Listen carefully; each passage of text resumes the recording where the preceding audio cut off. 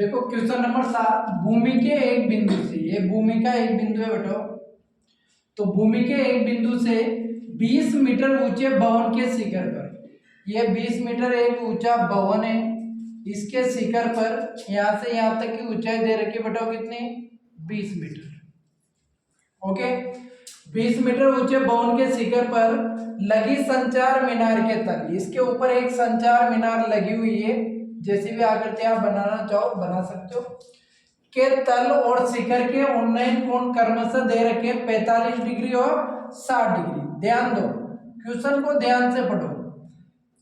शिखर पर लगी संचार मीनार के तल ये होता है और शिखर ये होता है, तो तल और शिखर के उन्नयन कोण क्रमशः दे रखे 45 और 60, यानी तल का तो दे रखा है कितना डिग्री?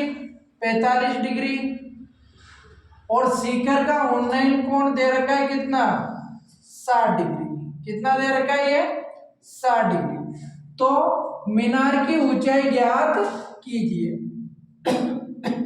तो इसको मान लेते हैं अपन क्या? h। तो बताओ ये टोटल यहां से यहां तक क्या हो जाएगी? तो ये हो जाएगी आपकी h प्लस 20। देखो h तो ये और 20 है, दोनों को ऐड करेंगे तो क्या हो जाएगा? h plus 20। ये हो गया आपका a, ये हो गया आपका b, ये हो गया आपका c और ये हो गया आपका d। अब आपको वो त्रिभुज लेने हैं जिसमें 90 डिग्री का एंगल आ रहा हो। तो फर्स्ट त्रिभुज है अपना कौन सा? BCD। तो यहाँ पे लिख दो त्रिभुज BCD से। ध्यान दो बेटाओ, लंब आपको दे रखा है, इसको कॉमन भुजा है दोनों की, तो इसको कुछ भी मान सकते हो आप, x मान लो, ठीक है। तो लंब बटे क्या हो जाएगा आपका?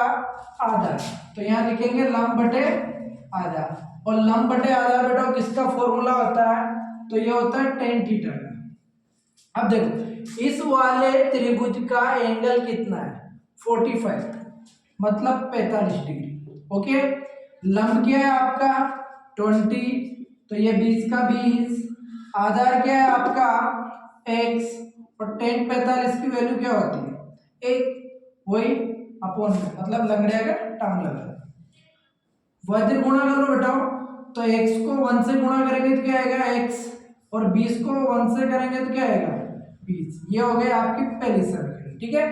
अब दूसरा त्रिभुज लेना है आपको, बड़ा वाला ACD से। तो यहाँ लिख दो त्रिभुज ACD से, वही लंब बटे आधा, तो tan कितना आएगा?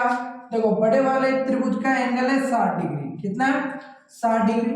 लंब क्या है? तो इसका हाइट यहां से यहां तक कितना है? h plus 20। आधार क्या है वापिस? x, और tan 60 की वैल्यू क्या होती है? √3 बटे 1। वज्र गुणा कर लो, तो 1 को किसी भी संख्या से इंटू करते तो वही संख्या आएगी, और x को √3 से इंटू करेंगे तो क्या आएगा? x √3। यह हो गई समीकरण नंबर 2। अब आपको 1 का मान 2 में रखना है, तो समीकरण 1 का मान समीकरण 2 में रखने पर, तो रखिए h प्लस 20 ऐसा का ऐसा ही बराबर x की जगह क्या लिख दूंगा? देखो x की वैल्यू कितनी निकाल ली अपन ने पहले? 20, और ये √3 का √3, ये प्लस के 20 उधर जाएंगे तो किसके होंगे बेटा? माइनस के। किसके हो जाएंगे? माइनस के। तो ध्यान दो, आप दोनों जगह कॉमन क्या मिल रहा है? देखो 20 यहाँ भी है, 20 यहाँ भी है, तो कॉमन मिल रहा है 20। ओके, यहाँ क्या बचा? √3, यहाँ पे क्या बचा? 1 मीटर। यही आपका आंसर है। देखते हैं अगला क्वेश्चन 8।